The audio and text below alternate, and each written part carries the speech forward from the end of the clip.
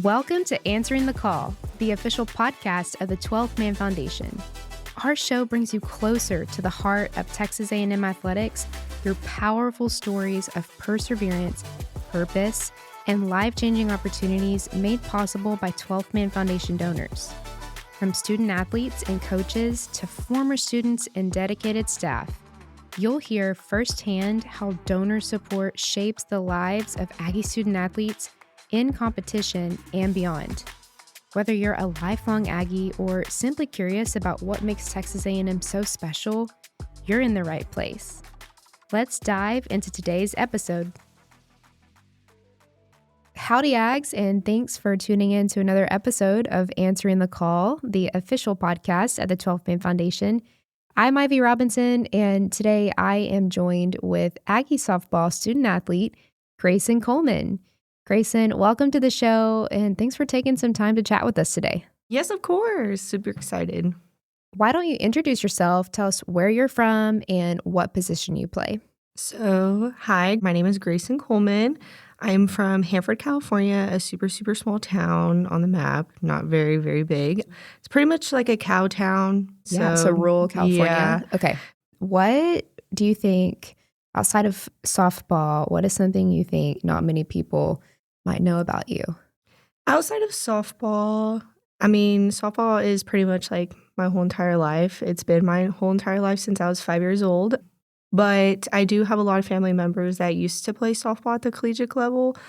My uncle, Jeff Harger, he's actually the hitting coach at Texas A&M. Yeah, many people don't know that, but I was recruited by Trisha Ford, and he was almost like, oh, I don't know if I want my niece to be playing for me, but it was almost like tough love kind of relationship while being here with him. But I'm honestly blessed to be here and play for my uncle. It's been a great experience. I'm sure that's been really special. Yeah, it has been. And it's nice to have family here in Texas because I'm from California. So it's very, very far, and I don't really get to see my family a whole lot. So it's super nice having him and my aunts and my cousins here. So it's been great. For sure. Do your parents get to travel to College Station often? How does that work? They honestly do a lot more often than I imagined. They're here pretty frequently my senior year, obviously, because this is my last year. But throughout my 4 years, they've been here quite often. So it's been great. That's good. That's good. Okay, well, before we dive into some more questions about just your background and how you got into the sport, I want to jump into some this or that questions just to kind of let the listeners get to know more about you and what you love and enjoy. So I'm going to ask you the question and then you choose the answer and tell me why. Okay. Perfect. Okay. Early morning lifts or late night cage work? Early morning lifts, because lift is super draining and tiring towards the end of the day. And as your day goes on, you're tired and you don't want to do anything but lay in bed. So I prefer to get my lift done early in the morning. Yeah, totally makes sense. Okay, fastball or off-speed pitch? Fastball. I absolutely suck at off-speed pitches, so fastball is my number one. Extra innings thriller or run rule win? Run rule win. It's always great to beat a team by a lot. So, beach or mountains? That's a tough one. I'm surrounded by mountains, so I prefer the beach, but LA beaches. Or I've been to Florida once, Daytona Beach, and I really like the water. It's super warm. It's not freezing cold like California, so I prefer the beach. Reality TV or documentaries? I'm a documentary freak, so I love a good documentary. Team prankster or team mom? What describes you? I wouldn't say prankster, but I'm also the grandma on the team, but still has a child mindset. So a lot of people just come to me to have fun, or if they're feeling down, I'm the person that just doesn't really take things seriously when it comes to emotions. So they come to me if they want to have a good laugh. Are you a good sounding board for your teammates? Yes. They just come to you and, I'm a good listener. Yeah, good listener. For sure. Yeah. Okay, podcast or playlist? I'm a playlist girl. I like to have a lot of different genres in my playlist, so I can go from old country to new rap or old rap to rock. So I'm all over the place. Nice. Who are some of your go-to artists? I like George Strait, Chris Stapleton. There's a whole bunch of different ones. So R&B, Drake. I like 50 Cent, Tupac. Yeah, I'm all over the place. Nice. Did you go to the George Strait concert at Kyle Field? I did. And I also went to SoFi Stadium in California, and I got to watch Chris Stapleton as an opener and then George Strait. So that was pretty awesome. Oh my gosh. You saw George Strait and Chris Stapleton at the same time. Yes. Those are two of my favorite artists. So. Concert ever, hands down. Oh, I can only imagine. Okay, a few more questions. Are you a morning person or night owl? I'm a night owl. I'm awful in the mornings. I'm like one of those people that need to have my cup of coffee or some sort of caffeine before anybody can talk to me in the mornings. Yeah, to get to get like woken up, for the day, yeah. Maroon or white uniforms? Maroon. I love a good maroon. Our maroon uniforms are just super like clean and really represents like Aggie. Yeah, that Aggie maroon. You can't go wrong. Okay, final question. Block a wild pitch or throw out a base stealer? A base stealer for sure. As a senior, my knees are torn out as it is, like very ran down. I feel like I have knees of a 6-year-old. So throwing out is 100% my go-to. Yeah. I always wonder about catchers and how y'all do it. I honestly don't know myself either. You just got to push through. The adrenaline kind of takes away the pain in your knees. But once you're done, you're like, oh my goodness, I feel like I'm a 6-year-old and like can't walk. Do you have like trouble like standing up after a game where you're like, okay, like the next morning, sometimes I like fall out of bed because my knees will give out on me when I get out of bed. Yeah, it's tough. Well, going back really quick, you mentioned growing up in Hanford, California.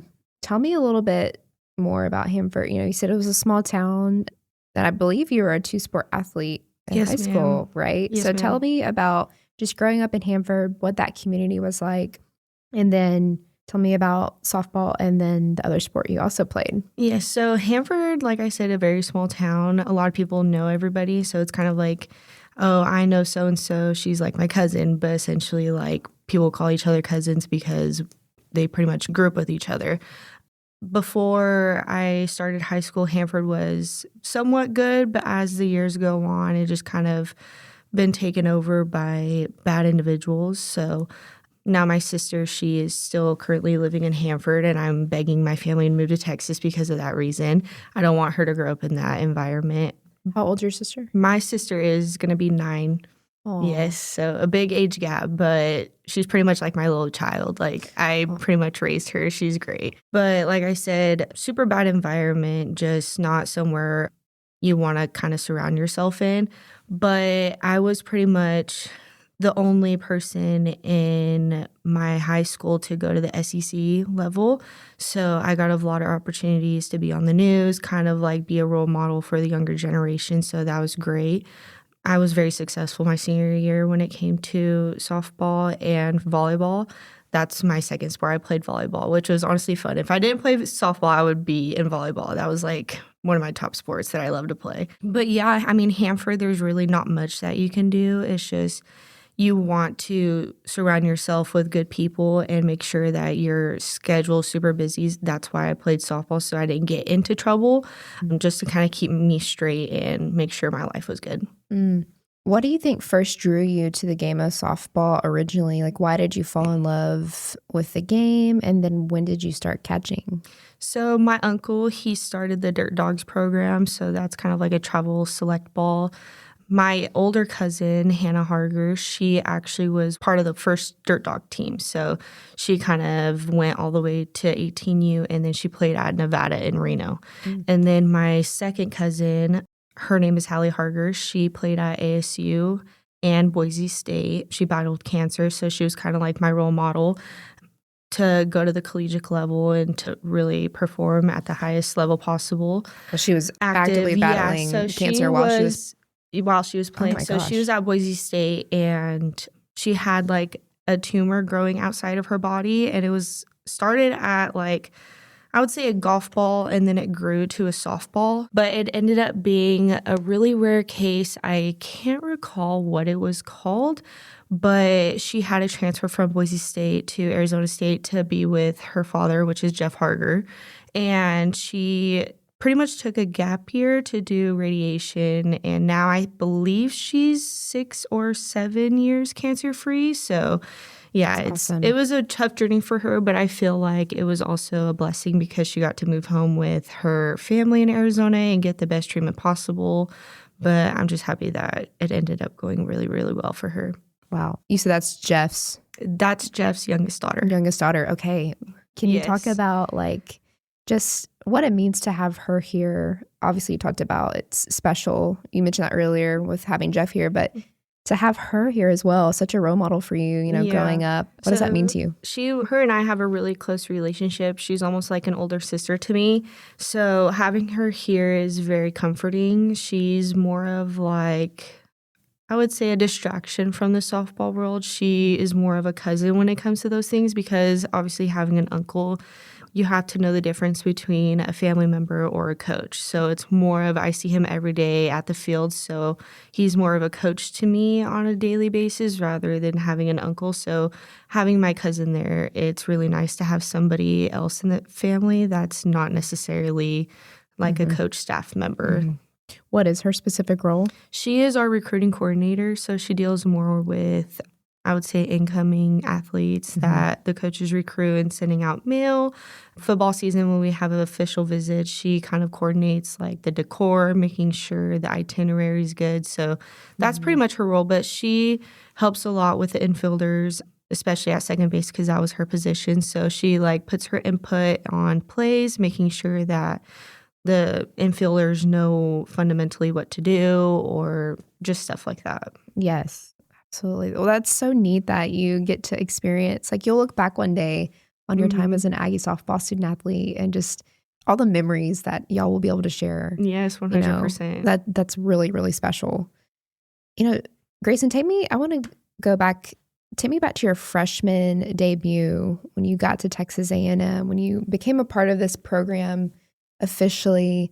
What did that mean to you? What was going through your mind, when you took the field for the very first time as an Aggie softball player? Just in general, like, yes, Aggie softball player, but being an athlete at like the top, best of like division that any student athlete could possibly play for. I mean, SEC is just amazing.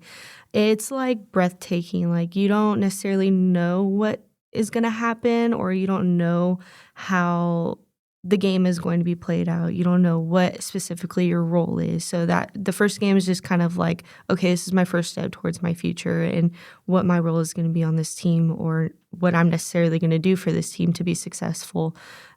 It was nerve-wracking. I didn't know what to think. It was more of nervous and excitement more than anything. The 12th man environment, I have never been to a softball game that has so many supporting fans being there, supporting the softball team, and I thought that was amazing. And then being able to catch my first collegiate softball game, it was like surreal. I feel like it was an out-of-body experience. I didn't know like what to feel, what to think. It was more of nerves taking over my emotions than anything. That first year you came in, how would you describe the culture, Trisha and her staff? What really stood out to you in terms of what they laid in terms of the pillars of the program?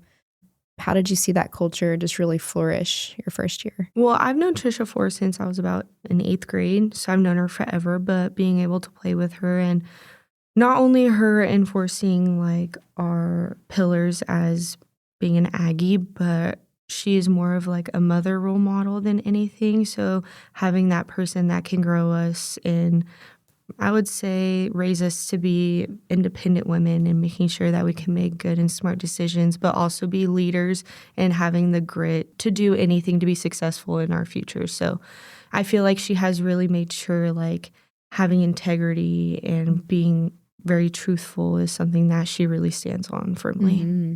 I mean, that's so key and crucial, I feel like, to a successful team. And those are the things that matter in life, right? 100%. Like that y'all will fall back on for the rest of your life, essentially, when maybe softball is done one day. So that's great to hear.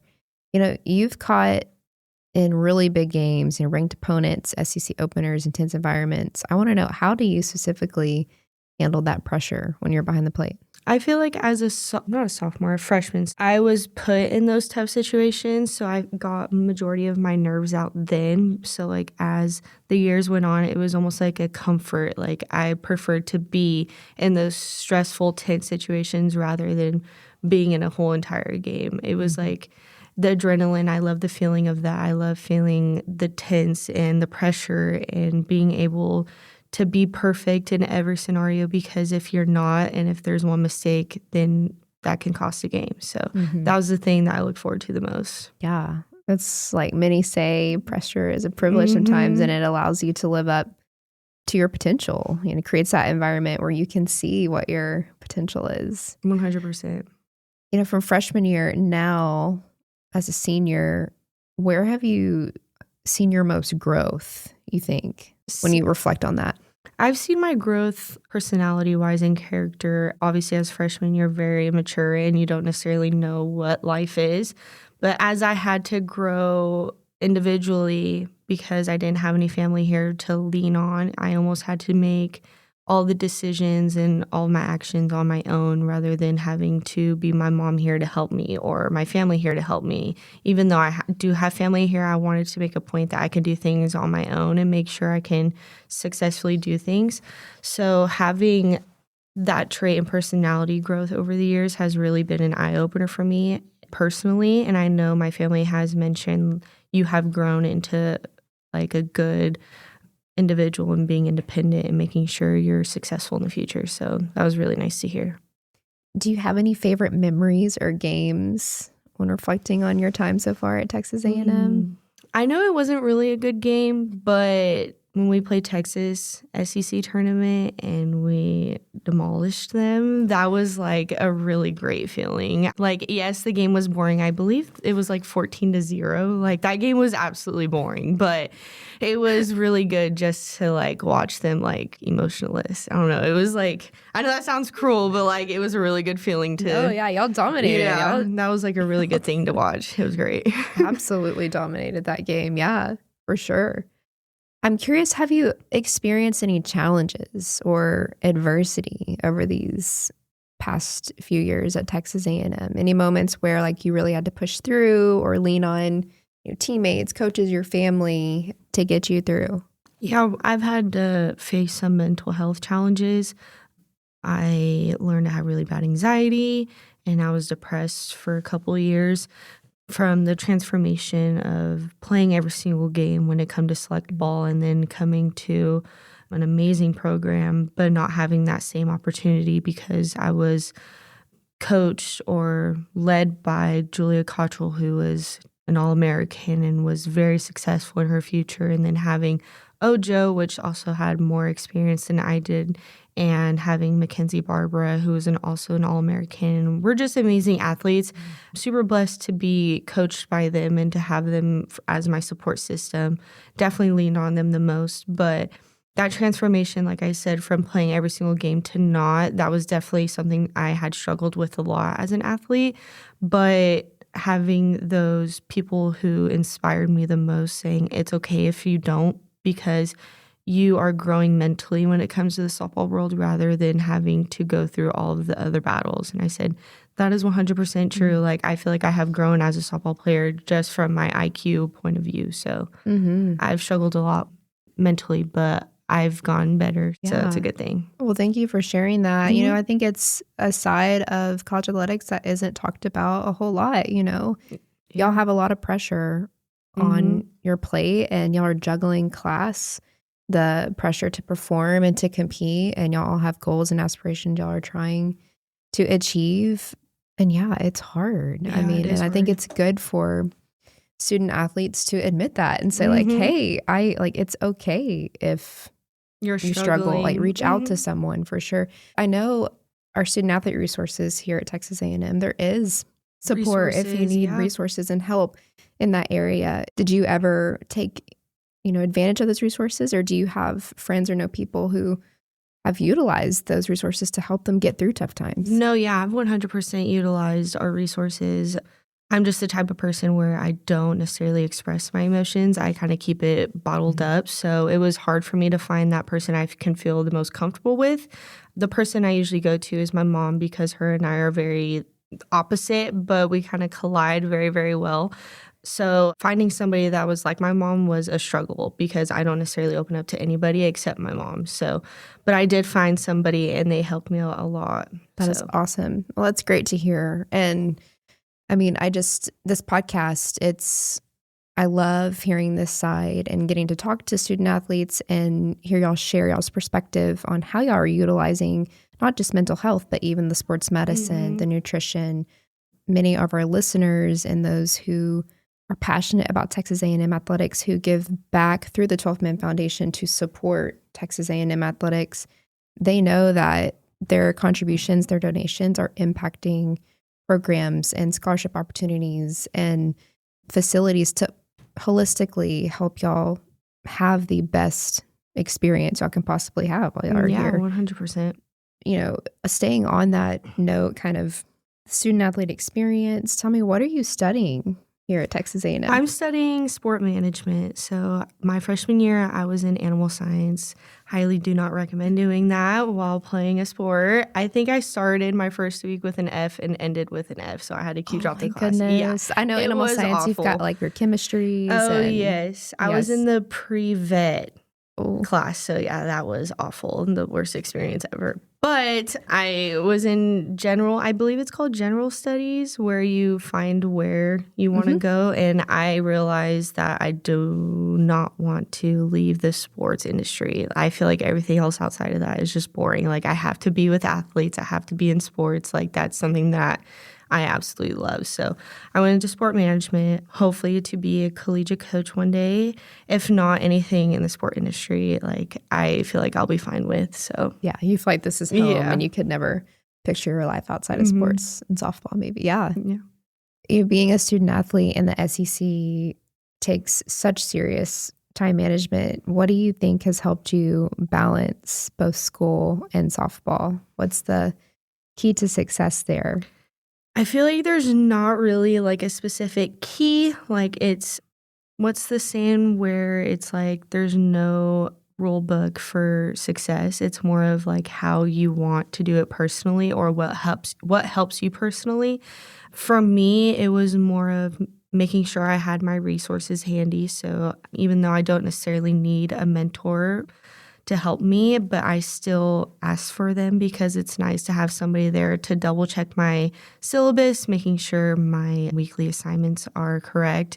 Yes, I do it on my own, but it's just nice to have somebody be like, oh, you have this and this and this too, especially during season when it's super, super hectic. And as I will admit, like, I do forget one or two assignments and I'm like, crap, like, I need to do that because we're just always on the go, go, go.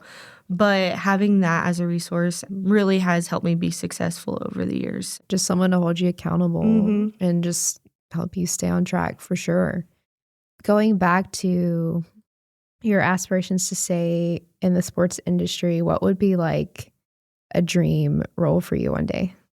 Definitely be an assistant coach, just really making sure that I help the student athletes be successful as much as possible, not only as an athlete, but as an individual as well. So hopefully I want to be a collegiate coach. If not, I want to be a journalist, or kind of what we're doing now, a podcast, like interviewing student athletes and really getting to know them personally. So yeah. Yeah, and help share those stories. Yeah, the best stories are in sports. 100%. I mean, how do you think being a part of this program in Aggie Softball has shaped you outside of the game? Aggieland has so many connections, and everybody knows everybody, and everybody supports everybody. When I first stepped in Aggieland, everybody was willing to help you, and that's what I loved about here the most, and I feel like that's also changed me personally. I never knew this culture was a thing. I didn't know, like, it's a whole different world rather than California. So you mentioned that culture and just the friendliness, this campus, the Aggie network. I mean, it is so true. Once you're a part of this university, it becomes ingrained in you. It becomes home. And yeah, I mean, Aggies help Aggies. They've never met a stranger. You know, it's always come one, come all. Staying on that topic of just the camaraderie that our fans and our alumni base have here, have there been any moments or interactions you've had with like season ticket holders or supporters, 12 Man Foundation donors, maybe those who are absolutely super passionate about Aggie softball, that really just made you think, wow, this is awesome that we have this much support, and especially, in women's sports too, like Aggie softball. Have there been any moments like that stand out to you, or any individuals? Becky and Monty, they are like my grandparents in Aggieland. Like, I love them. They are the absolute best, and I feel like that will be a relationship I will hold on to for life. And this is Becky and Monty Davis. Becky and Monty Davis, Yep. yes. And Lloyd, he is absolutely amazing, and his wife, they were my previous donors.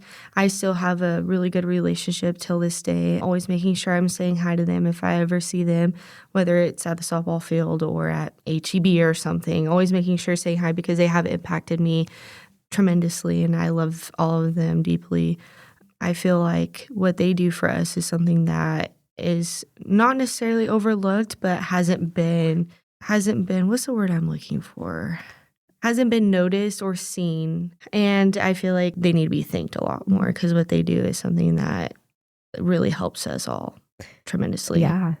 Well, speaking of Becky and Monty Davis, for those listening who may not know, Becky and Monty Davis were the lead gift donors for Davis Diamond, which is just a cathedral in college softball. It's a beautiful stadium. What do you personally love about Davis Diamond and just the facility there that y'all have access to get better?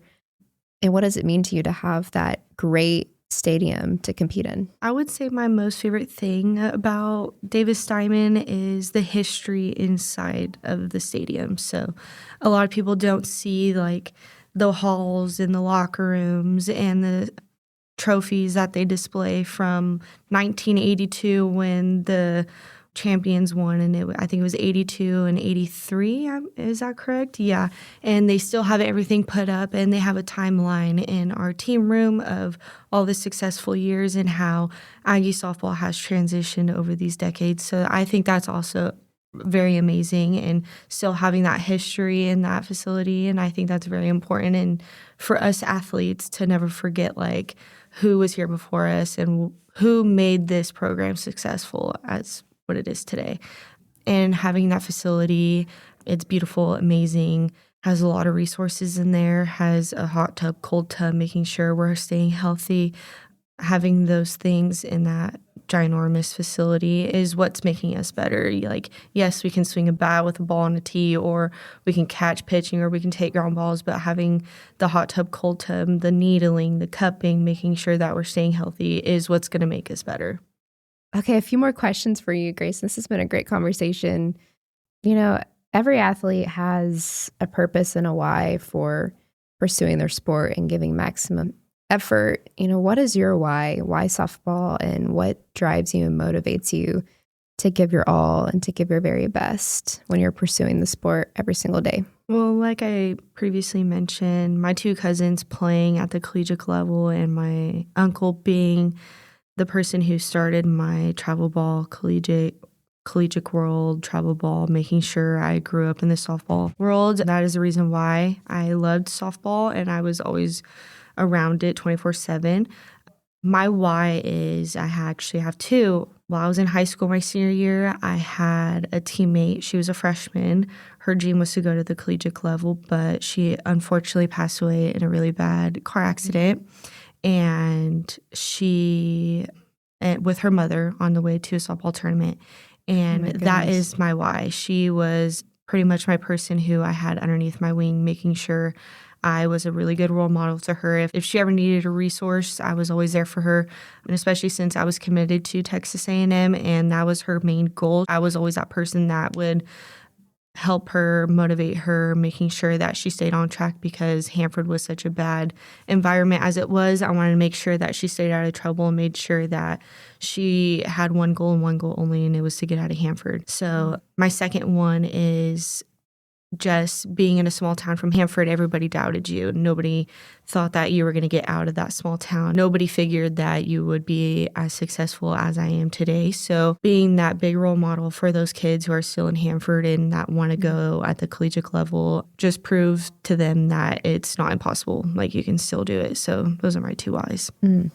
Man, thank you so much for sharing. That is just, I mean, that what you hit on there, the goal to get out of, a town to pursue bigger dreams, bigger opportunities.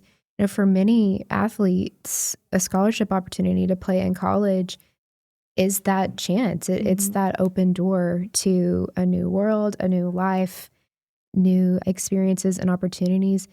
For you personally, what did your scholarship opportunity mean to you? And how do you think it has, maybe even given you opportunities you wouldn't have experienced otherwise? Yeah. Why are you grateful for it, basically? I am beyond grateful that I got the opportunity from Coach Ford. And what the scholarship means to me is I finally saw the light at the end of the tunnel. Throughout my middle school, elementary, high school even, I never really saw the tunnel until I got that offer. And I was like, I have a year, I have 6 months, I have 3 months, I have 2 months, and now I'm finally moving away and I can get out of Hanford. Living in such a small town, you don't get many opportunities. There's not much you can do there. You have to drive 4 hours to LA to finally be seen by college coaches, or you have to fly to a different state to be seen. So being able to finally get out of there and finally shining through the light, like the sun is finally broken through those cloudy, depressing clouds, and I finally feel free. And financially, knowing that burden would be lifted and you'd be able to get a great education here at A&M while also pursuing the sport that you love. What did that mean to you? Yeah. Was that a moment of just relief? Yeah, so obviously out-of-state tuition is not cheap. So having that financial burden just kind of being lifted off my shoulders is also great. And having that from my family, I always think about my family too, because they are the main source that helped me through my softball career. So that financial burden lifted off to them is obviously amazing. I couldn't be more happier. And the softball world, I mean, the transition from select ball to college, it's kind of like I'm in my pro league right now. So it's sad, but also I'm excited to see what my next chapters are. And I'm really excited. Yes, and I'm sure great things are in store for you. Absolutely. It's exciting to see what will unfold, what the future 100%. holds. And finally, last question for you, Gracyn. Why are you specifically proud to be an Aggie? I am proud to be an Aggie because I'm the first Aggie in my family. That is one thing I will brag about every single day of my life, because I'm the first person in my family to be at the SEC level. And I got my Aggie ring, so I'm forever an Aggie. Class of 26, so that is also amazing. And my favorite thing about this school is Reveille. I think she's adorable. So she's the queen. She's the best. Is an absolute queen. Even with one eye, she's still the most prettiest dog ever. So, and then one more question: what would be your message of gratitude to Aggie softball fans, those who support the program, 12th Man Foundation donors, season ticket holders who come and support y'all? I do want to say thank you to the 12th Man. Y'all have been absolutely amazing, supporting the softball team through the highs and the lows. You guys never disappoint. And to the donors and the supporters, season ticket holders, you guys have been amazing with contributing to the softball program. And we can never thank you enough with what you do for us. So, yes, thank you, and see y'all soon. Gracyn Coleman on Answering the Call podcast. Gracyn, thank you so much again for your time today. Yes, of course. Thank you for joining us on another episode of Answering the Call. If you're enjoying the show, please rate and follow us on your podcast streaming platform of choice so you can be the first to know when a new episode drops. As always, a big thank you to our incredible podcast producer, Megan Rohde, to 12th Man Productions and Texas A&M Athletics NIL Department. We also extend our heartfelt gratitude to every donor and season ticket holder for always answering the call through loyal support of Texas A&M Athletics and our student athletes. We'll be back soon with more content. Thanks and gig 'em.